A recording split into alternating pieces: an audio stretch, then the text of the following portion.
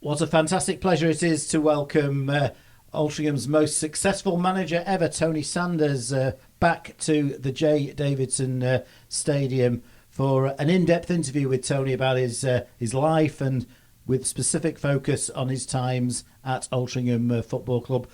First of all, Tony, great to see you back at Altrincham Football Club, the scene of many of your best moments in your football career.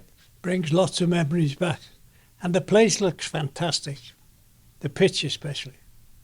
Yeah, it's a new pitch. We're in our third season now, despite the Manchester weather. It's holding up pretty well at the moment. First of all, Tony, you're a Liverpudlian. Tell us where you were born and brought up. I was born a half a mile to a mile from the Liverpool docks.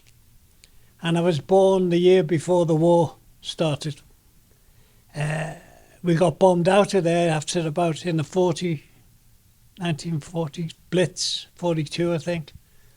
And we moved out further out of the city to Walton. And that's where I lived until I got married. And your first involvement in football in terms of managing was at New Brighton. New Brighton had just come out the league. A few years earlier, they were in the third division north, which it was in them days, and I got offered the job as the second team manager, which played in the West Cheshire League, and I did that for a year, and then I got offered the job as the manager's job, which played in the Cheshire League. And in them days, the likes of Tranmere Reserves and Chester Reserves all played in the Cheshire League. And I was reasonably successful there, but finances come into it, and they couldn't afford to keep the players they had. They were all on contract, the players, and if you didn't pay them the wages they were getting, they were free to go. And so they couldn't pay them the wages that they paid them the year before when I was there. So I kind of said, well, it's a waste of time me being manager because I'm going to fail. And I can't afford to fail. I'd rather give it up.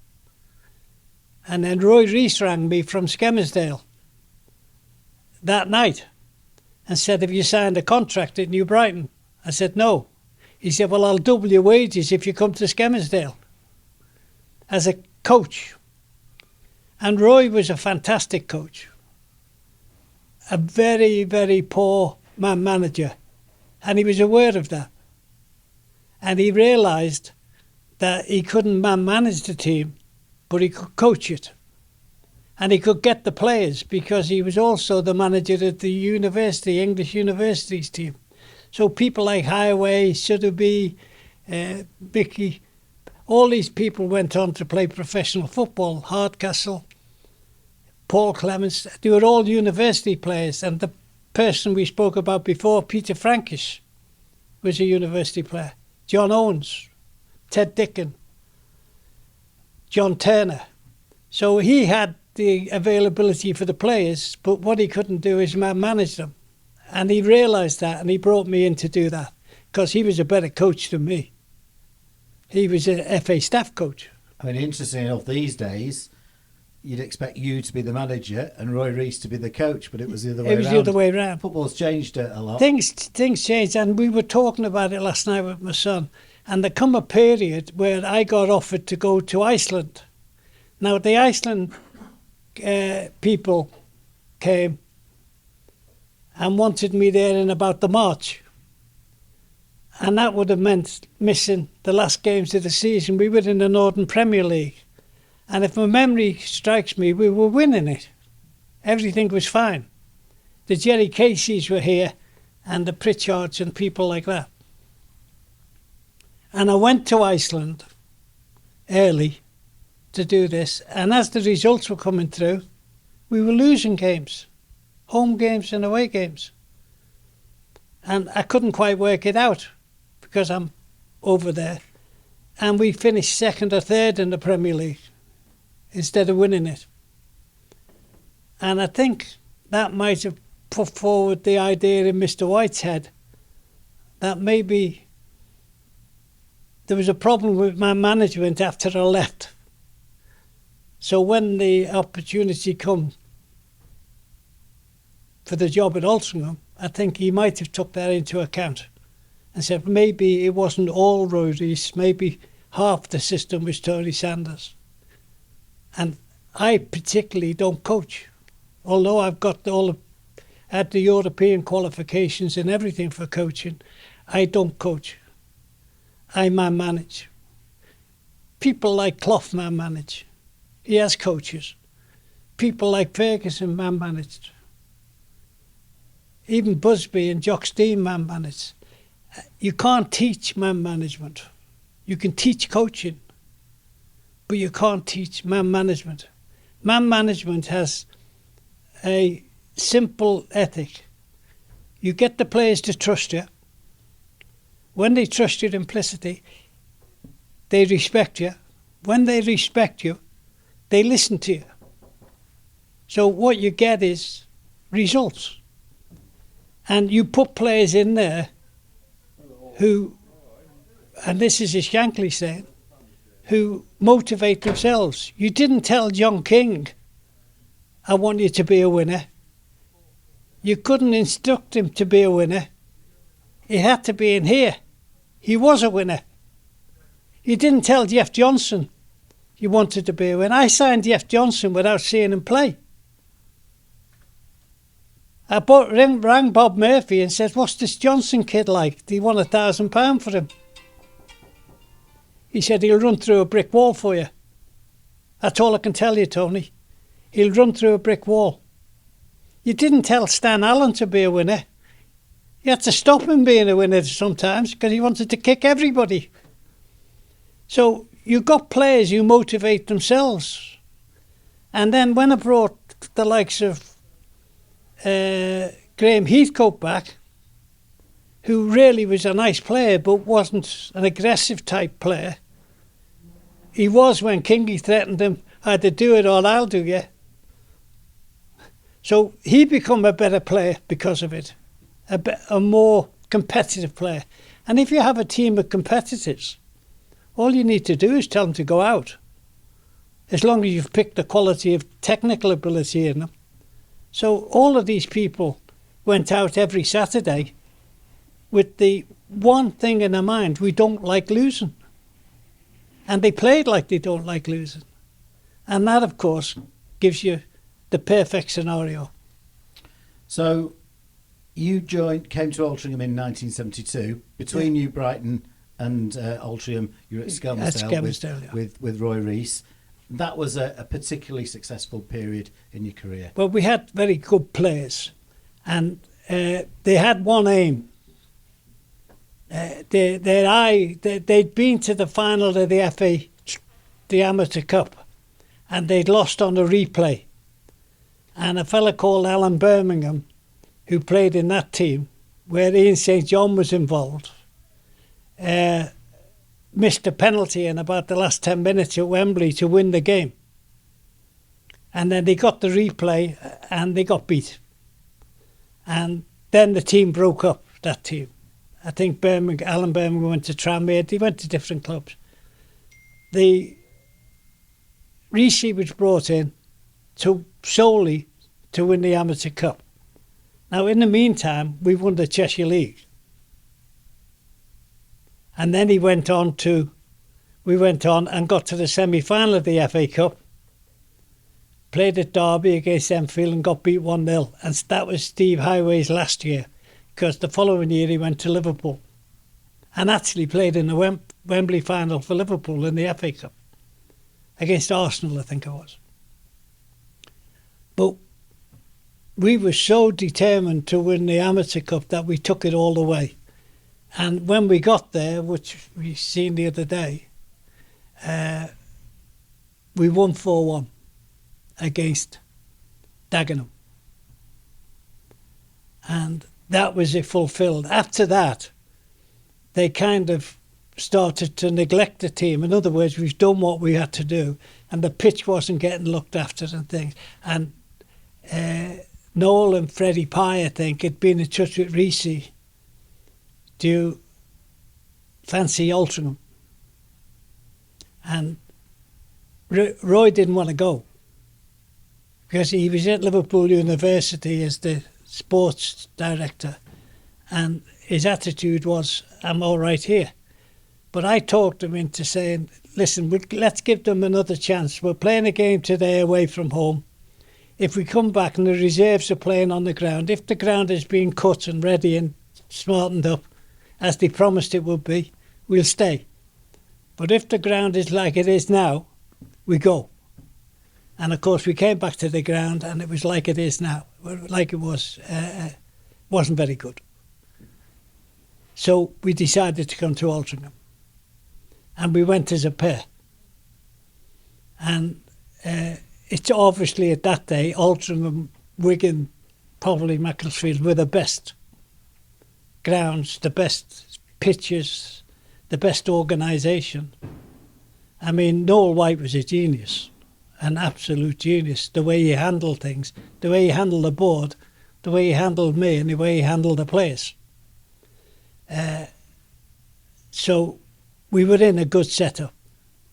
It was pretty much perfect, the system. But we needed to change the team because the team had Pop in it and Willie Maley and Caulfield and different players. And we needed to bring in players. And obviously we brought the Altrincham players that we fancied over to the Skemersdale players we fancied over to Altrincham. And we built from that. Some of them stayed, like Stan Allen, right the way through.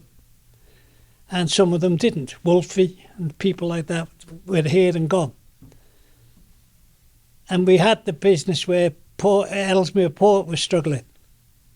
So people like Joey Pritchard and Jerry Casey and Alan King, who went to Runcorn, all became available. So Clark to go. So we managed to pull some players in from there and gradually built Altrincham up. But other than the Everton game, Lenny Dickinson was here. Other than the Altrincham game, the Everton game, there wasn't a great deal of success. We nearly got there. We nearly got to the Premier League. And then things changed dramatically when they formed the alliance. So, in your first season, or your first full season, 1972-73, we did quite well in the league. We won the North West Floodlit League Cup, or won the North West Floodlit League. And in that final, we played Buxton in a two-legged final at the end of the season. And that was the day. It would never happen these days, but three players made the debut in that game. Peter Eales, Joe Pritchard and Jerry Casey. So it was after the season had finished. Contracts must have worked differently in those days. But those three players made a big impact on the 73-74 season when we went ever so close to winning. That was the year I was in Iceland. Yeah, and we should have won the league. You should have won the league. We went over 1,000 minutes without conceding a goal. Yeah.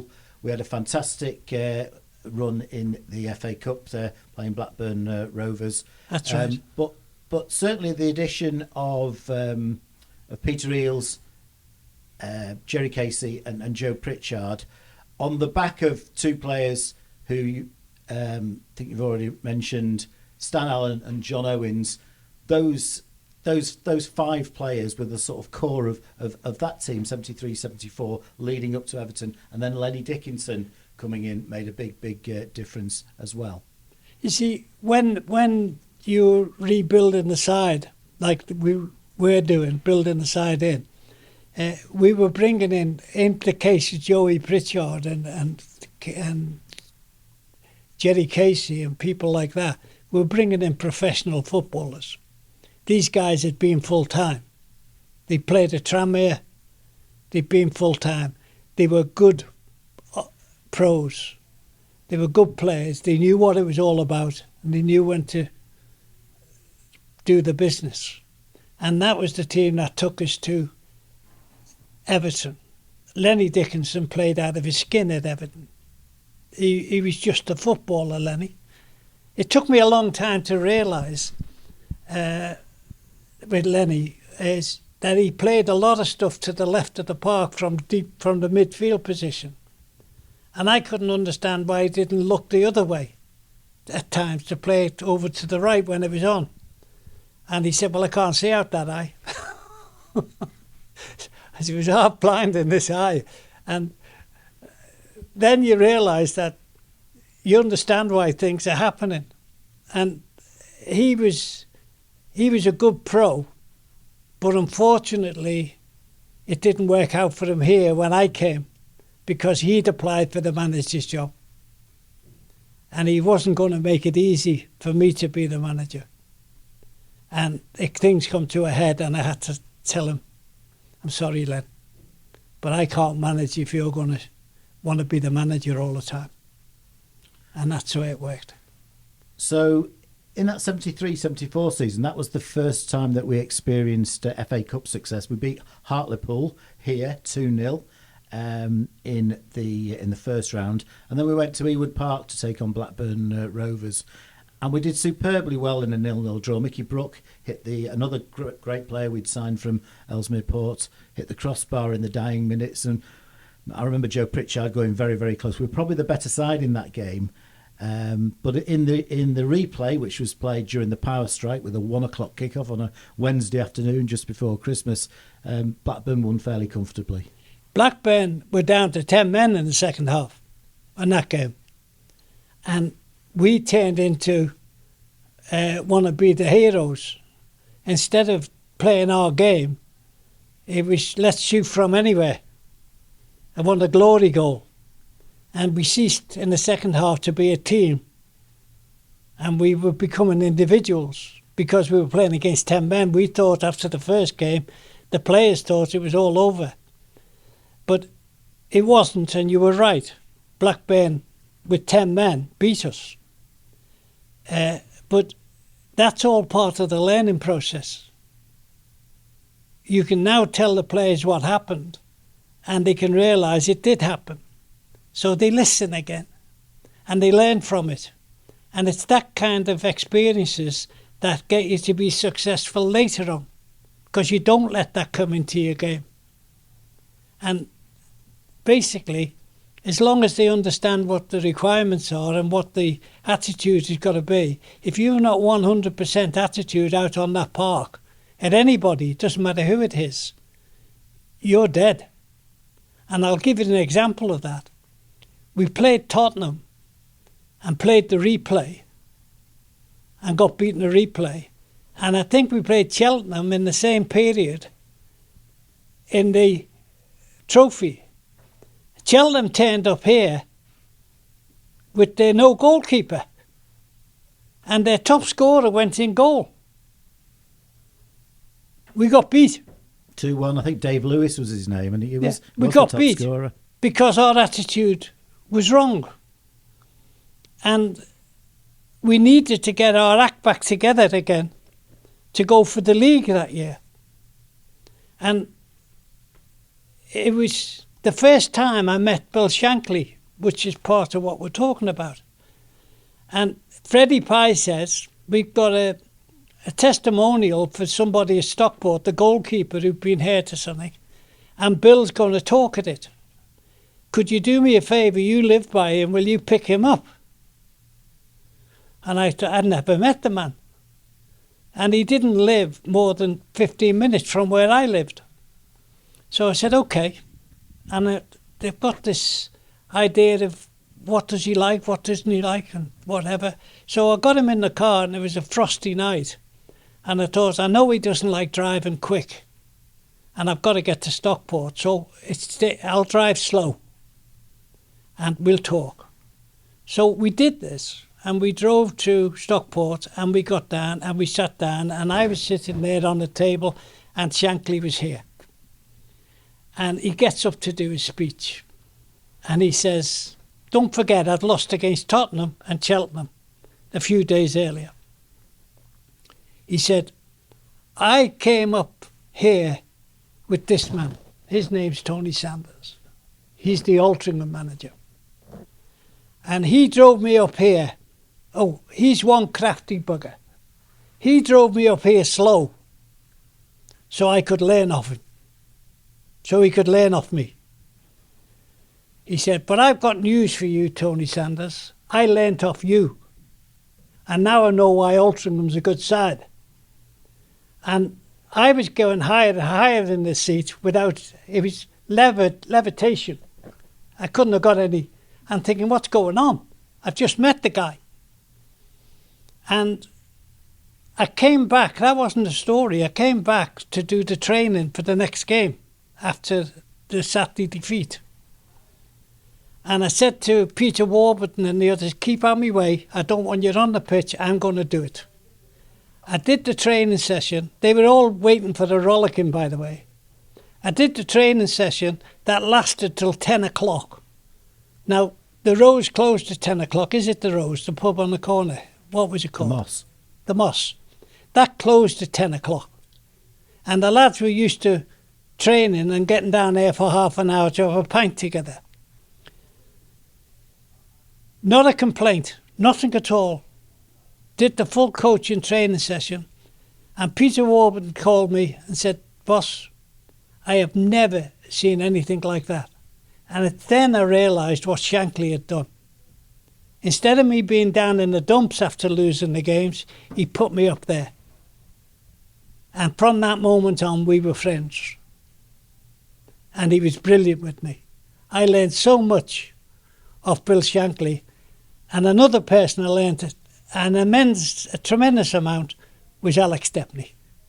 He came here and he taught me more about goalkeeping in 6 months than I'd learnt in 30 years before. Unbelievable. He came here as a full committed player to Altrincham Football Club for 6 to 8 months. There was no I'm a European Cup winner or I'm this and that and the other. He was 100% a player for Altrincham and 100% a supporter of what I was doing. And I learned so much off Alec about goalkeeping, it was untrue. And that's the things that make you a better manager. That's the things that help you in the future.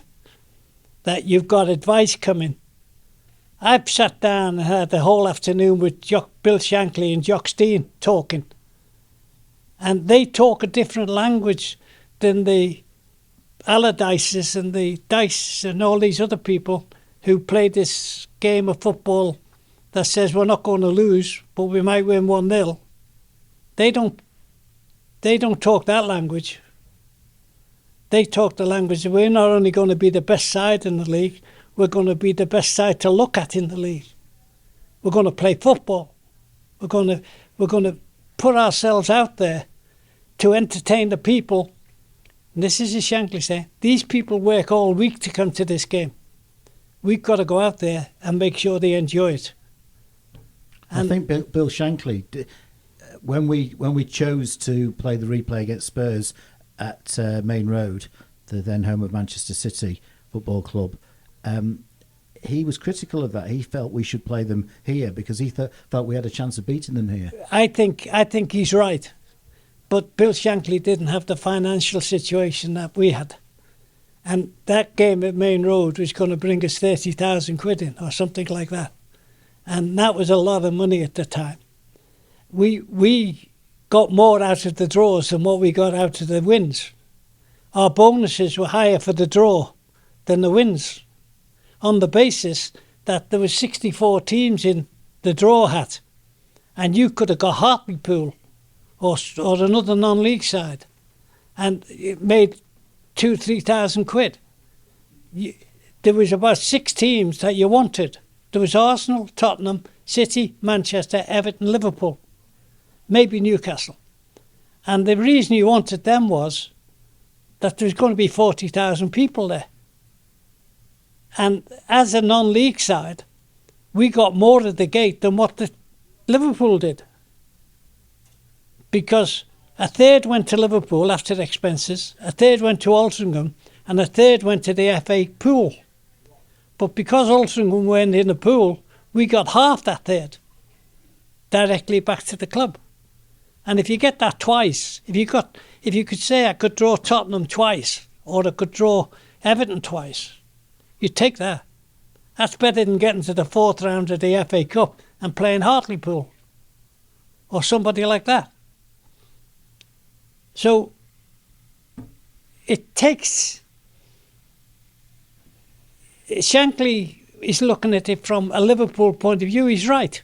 We had a much... When we beat Sheffield United, when we drew at Sheffield United, they collapsed here. They literally collapsed. The fella who was the fullback for them used to play for United. I think his name. Yeah, he turned round to me after the game and says, as soon as we seen Kingi coming out there with his head bandaged up, we'd lost that game, Tony. So we did have a great advantage at home. But first and foremost, the police were very concerned about playing Tottenham here. The crowd control. Because, to be fair, you could get into this ground if you wanted to without paying. You certainly could. You certainly. And they're advising that you take it somewhere else. And we had a big connection at City because of Peter Swales.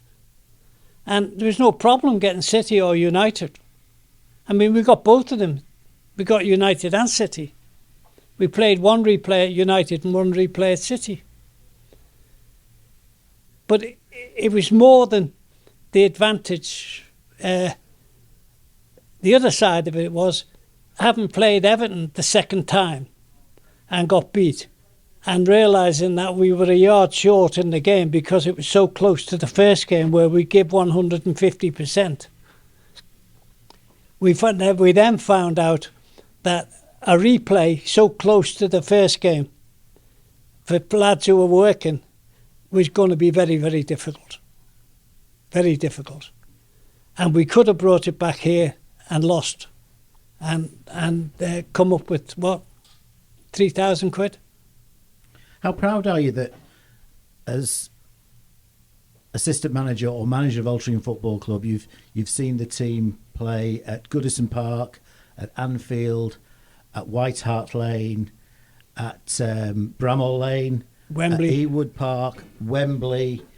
It's a phenomenal achievement. Well, I think, if I'm not mistaken, and my lad might be able to take, because he follows the figures, I think we never failed to get to the second round of the FA Cup in the whole time. We certainly got... We were the only team who ever got to the third round of the FA Cup four years on the trot. But I think on the other 3 years we got to the second round. I think you're right. And that as an FA Cup.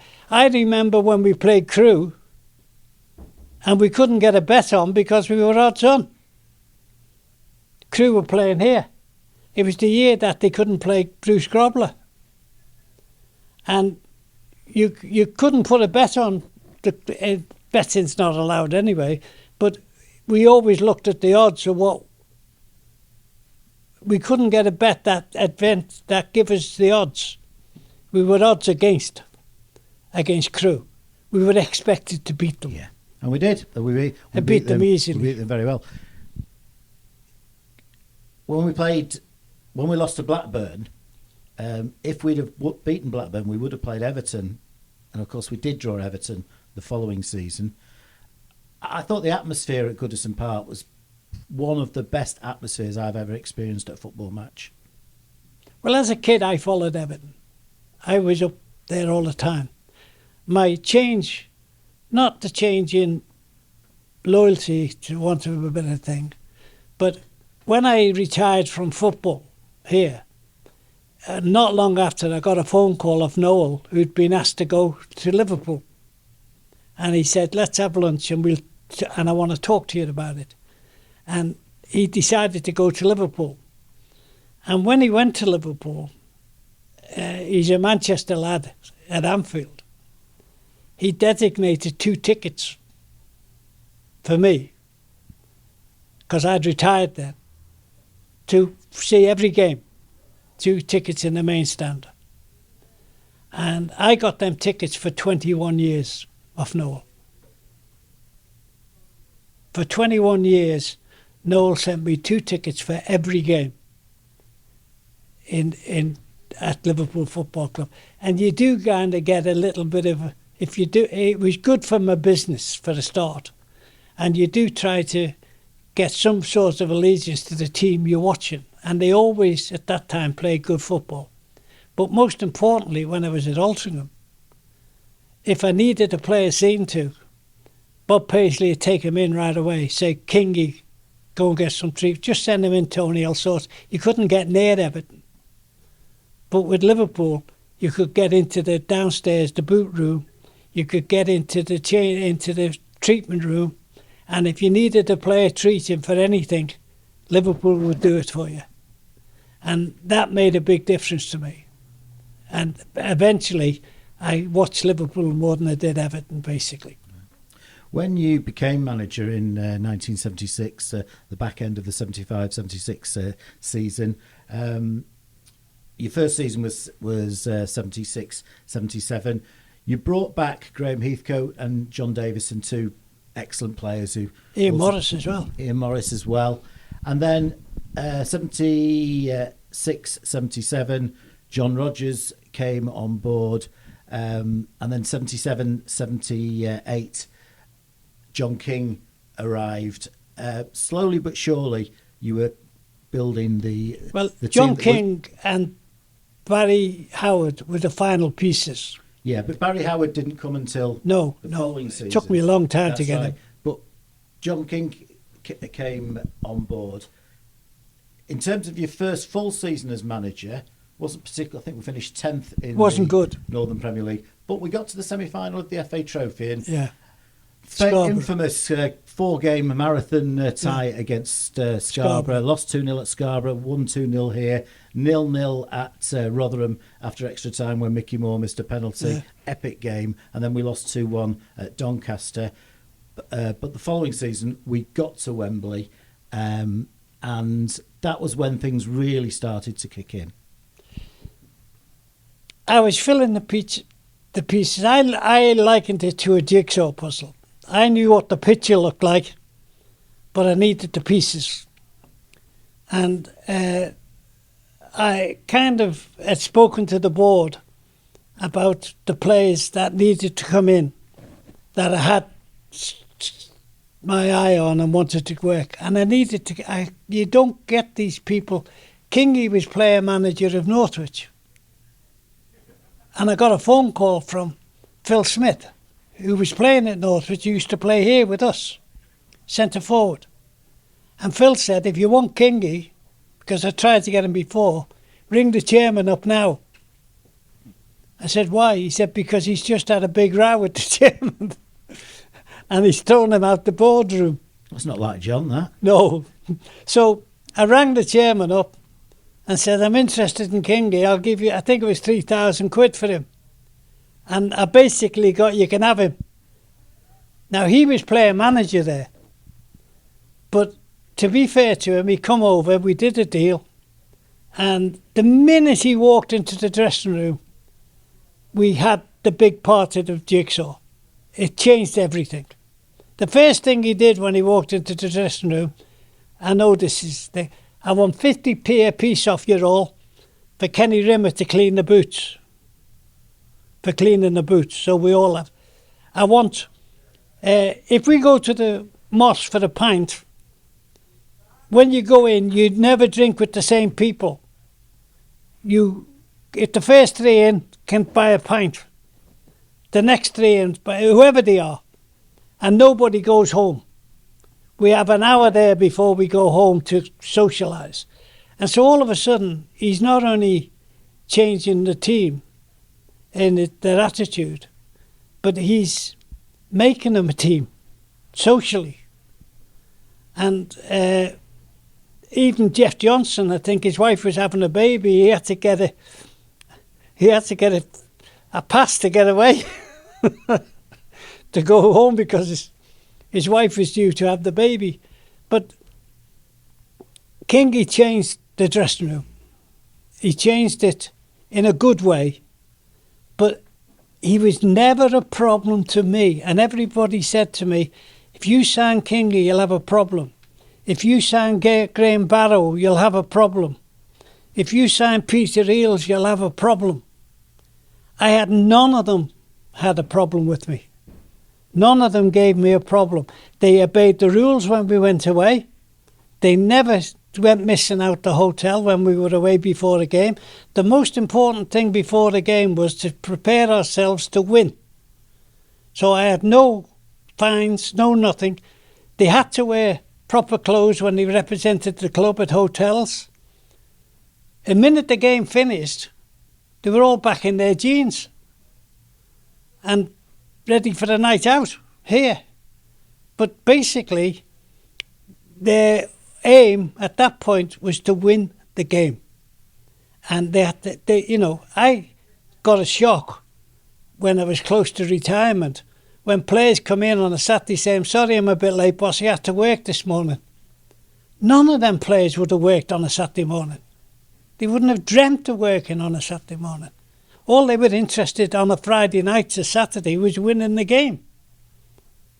And they would do everything in their power to keep Pincher, and we would do everything in their power to make sure they had the best facilities. The club let us travel in hotels to 8 games when the conference was born, when the alliance was born. So I said to them, the team that travels best will win this, because nobody had done it before.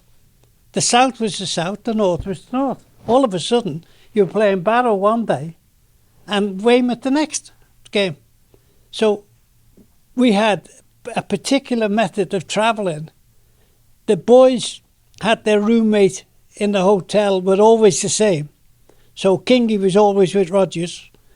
So John Owens was always with Barry Whitbread, so on and so forth. And at the end of the day, it worked out because we won the conference and we won it again. And because we were professionally organised of our method of travelling, the way we did it. It didn't work out like that at the beginning. The beginning was we'd leave here at 2 o'clock, get down to Yeovil, get in the hotel, have a meal. I had 14 or 15 players who were starving, eating everything they could get on the table, bread and all the other stuff, and then going to bed full. And for 3 games it didn't work. And I spoke to Bill Shankly. I said, this is not working. And I told him what I was doing. He said, you're doing it all wrong, son. That's why it's not working. So I said, what do you mean? He said, well, these lads work, don't they? I said, yeah. I said, and you're paying them loss of wages for Friday afternoon? I said, yes. He said, well, let them work and go home. Leave your club at 6 o'clock at night. Get them into the hotel about 10 o'clock at night, tea, toast and honey, and kick them off to bed. They'll get up in the morning fit as a butcher's dog. They'll sleep because they're knackered, not because they're full of food. And they'll be ready to play the following day. And from that point on, it was a win-win because we didn't have to pay for the meal. We didn't have to pay for loss of wages. We were travelling better and we were playing better. So it's a win-win situation. Now, I have to be honest, I wouldn't have come up with that answer because it was all new to me, this travelling. It was all new to the clubs. But Shankly, who travelled a lot, he even knew his hotels where the car park was. If there was away from the front, he had a part of the hotels that was as furthest away from the noise. And he put a rope across, and that's where his players were. And we did that. We went to the part of the hotel, and the hotel manager knew we were coming and what rooms we wanted. So there was a deep organisation behind the conference, and the team that travelled best won it. Not because we travelled best, because we were the best side in the league. The other teams were frightened to death of us. And when we played at Gravesend to win the league, I was a bit edgy. And I'll give you an example. John Rodgers came into me and said, boss, go in the boardroom and get a double scotch. We're not going to lose a tackle today. Never mind the game. Don't worry about it. This is in the bag. And the determination of John saying that to me was I went in the boardroom and got a double scotch. Then went back into the dressing room and you could tell. It was like opening the door and letting the cage full of tigers out. As long as the pitch was a good pitch, Gravesend, as long as the pitch was okay, they were happy to say this game's over. We won't lose a tackle. And that was the attitude you needed. And it was done and dusted by half-time because John Rogers scored a fantastic It was header, done and dusted. and John King scored as well. Yeah. And it was a magnificent day. And we went out at Wembley the same way. We went out at Wembley. The game started in the dressing room. While Leatherhead and the Lip and all them guys were waving to the crowd, we were playing. We started to play that game in the dressing room because I'd been to Wembley before and done this. And when we got out there, Kingi had the ball in the net. We were 2-0 up before Leatherhead knew what was happening. They were still waving to their girlfriends in the stands. And you know, you have to attack. You've got to take the odds in your favour all the time. We travelled overnight to Scunthorpe. Noel said, it's only an hour and a half's drive. I said, I know, but at the moment it's 55%, 45% in their favour. If I play overnight, because now we're used to travelling overnight, if I go overnight, that 55% drops to 52%, 47. That means we put the odds more in our favour. And as you know, not only did it work, but we got Liverpool. So even the little things, details like that, it was important that the board at the time were on your favour and allowing you to do it. They didn't travel in the coach, the directives, because they couldn't do me any favours in the coach before the game. They didn't stay at the same hotel as we stayed at, because I didn't want to interfere in somebody saying something to the players that wasn't in my plans. And they stuck by that. So they were professional as well. So from the top of the tree to the Milky Bar kid who used to run out with the sponge, we were all on the same wavelength. And them things only happen occasionally. And the results of that happening is why I'm here today, 40 odd years later.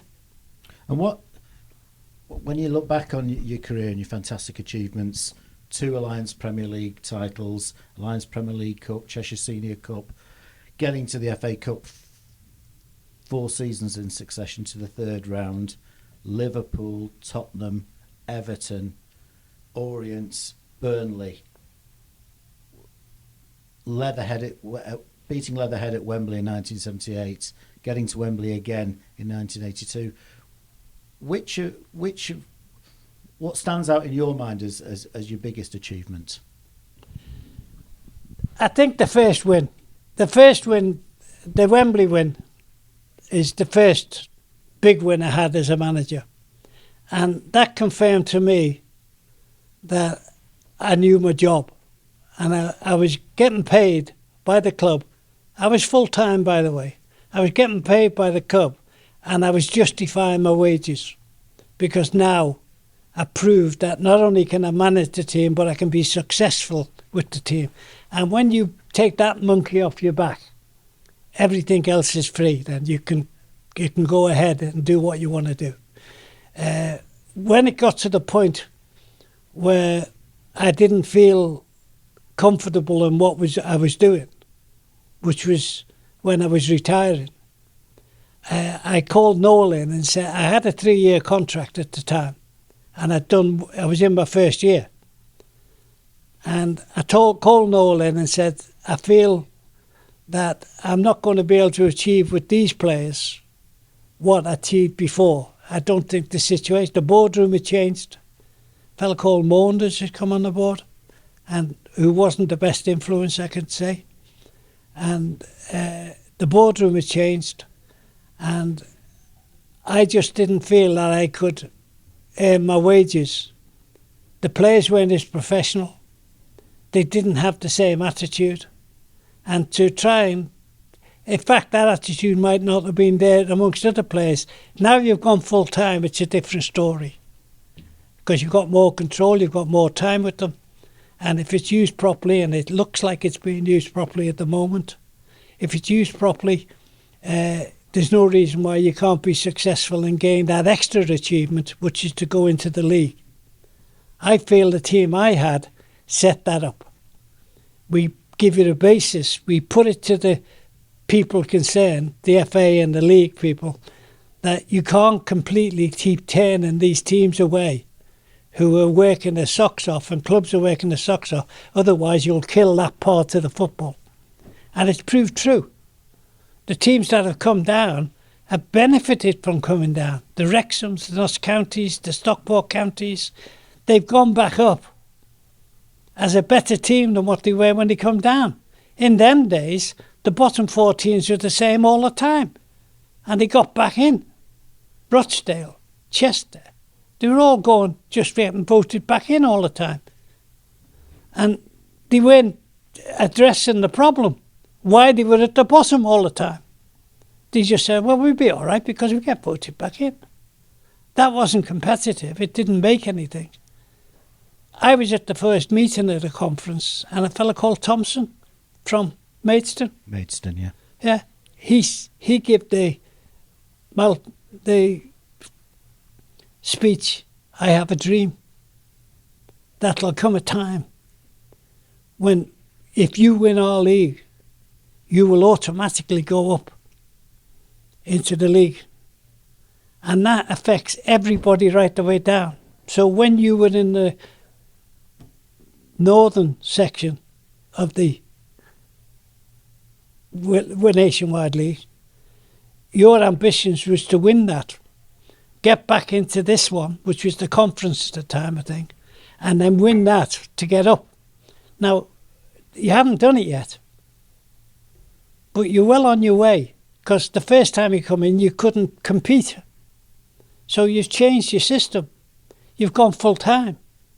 You've brought people in who can organise the club at that level. And you're now in a situation where, give or take a couple of games that you've lost, you're possibly in the 16-game run of that kind of figure. Now, that's good at any level. It's certainly good at this level. And given the opportunity and you continue, you could be vying at the end of this season to go into the Football League.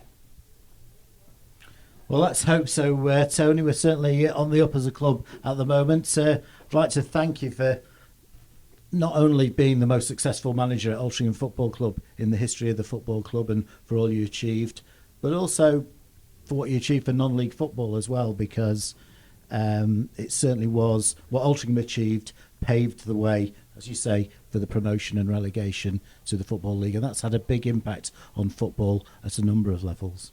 I think so. And that would probably be my biggest achievement in football, was to create a situation that they had to listen to us. I mean, it's 6 years now since I gave an interview to BBC on that particular subject. It was here somewhere, and we spoke about the voting system and everything else, which we had Graham Heathcote with us, John Rogers, John King and me. I remember it quite distinctly because just after it I had a heart attack. Yeah, I remember it was on it was on Sky Sports. And on that note, thanks very much, Tony. It's been an absolute pleasure listening to you and speaking to you today, and hope you enjoy your day this afternoon at the football club. Thanks very much.